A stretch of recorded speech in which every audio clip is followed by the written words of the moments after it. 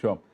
Mr. Verma, Mr. Ghosh, thank you so much for joining us. We are, of course, treading virgin ground here. The Apex Court today was just day one. We'll, of course, see this exercise unfold in the days to come. Tomorrow, of course, the Apex Court, amongst the very many cases, will also be taking up, and it will be live streamed, the challenges to the 2016 demonetization exercise. An interesting experiment this here by the Apex Court. But let's move forward now on to another big story of the day. The Tamil Nadu State Cabinet approved another ordinance to ban online gaming in the state after its first attempt was struck down by the Madras High Court. Now, the governor's approval to the ordinance is pending. In fact, now I'm joined by Vaibhav Gaggar, who is also an advocate. Mr. Gaggar, let me take this across to you first. We saw this exercise being done once. It was struck down by the Madras High Court, and the challenge, meanwhile, is pending before the top court of the country. While the matter is still pending, an ordinance is issued. Does this then raise questions about perhaps propriety of this entire ordinance, this exercise of power by Tamil Nadu cabinet? Hi, Ashmit. Very strange, to say the least. And this is showing an element of serious desperation by the state government over there, because it was a resounding judgment of the Madras High Court when they struck down the previous attempt of Tamil Nadu to try and bring about a ban on all online gaming for a stake.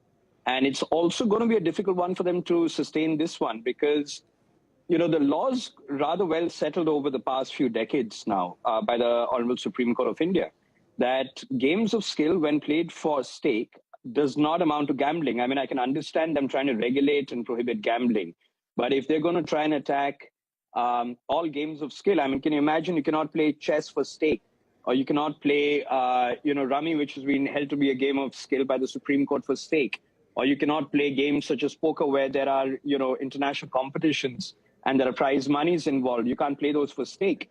I mean, it's a strange and regressive step, according to me, especially with the pendency and the Supreme Court being seized of the matter. They're seized even of the matter from the Karnataka High Court, where Karnataka tried to bring about a similar legislation which was struck down by the High Court of there being unconstitutional. So, instead of trying to regulate the industry, bring about checks and balances, ensure that there is proper distribution and growth, they're trying to ban something which is really not going to succeed. Even if the law was to, retain itself, it'll be extremely difficult to sustain it in practical terms. Let me borrow from an analogy that had been used by the Madras High Court while striking down the earlier act. The Madras High Court had offered the example that in case of two teams playing against each other, playing football or volleyball, but at the end of that event, there is a cash reward for the winning side. That then would be would be declared illegal under this ordinance and would also face a jail term of up to 2 years. Is that a concern? Because there is clearly no distinction being made between games of luck versus games of actual skill. Absolutely. I mean, you just had the biggest sporting event being the chess world championship being held in Chennai, right? Now, are we saying that that was all illegal over there? If there was prize money and there were winners over there, that would have been illegal. You can, again, the 276 Law Commission report is clear about this. Justice Chauhan had authored that.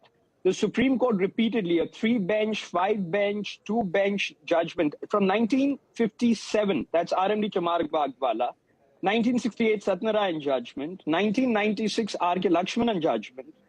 All of them are emphatically clear. A game of skill, when played for stake, is a genuine business and a genuine, legitimate exercise. You play Scrabble, right? You have quizzes. Tomorrow you win some prize money on a quiz, you're going to be put behind bars. I mean, it's really taking it to illogical levels over here, right? And this is a nascent industry in India. When we talk on the one hand about, promoting the digital sphere for India and, encouraging development in that sphere, this is one of the most critical industries in time to come. And you can be a global leader, but not with this kind of regulatory, issues being brought about. And time again, repeatedly. Mr. Gaggar, we're running out of time. Just a quick 30-second question for you. That the argument that the Tamil Nadu government has used is that this time expert cannot disagree with this statement.